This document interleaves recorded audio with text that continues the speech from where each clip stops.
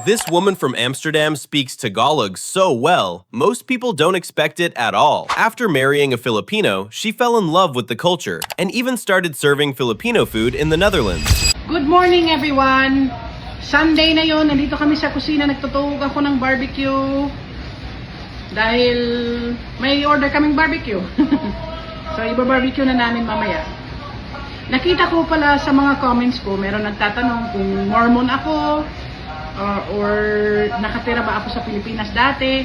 The answer is no to both. I never lived in the Philippines and I'm not a Mormon or a missionary or anything like that. Nakapang-asawa ako ng Pilipino na taga-Giwan Eastern Samar. Tapos kinasal kami noong 2003 sa Pilipinas.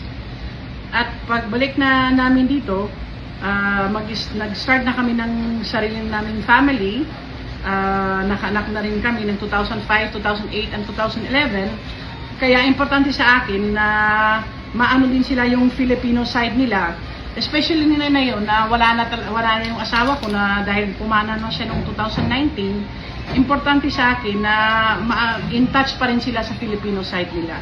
So, dahil wala na yung papa nila, ako na lang mag-ano sa Filipino culture. So, yan ang sagot. Happy Sunday sa inyong lahat at God bless.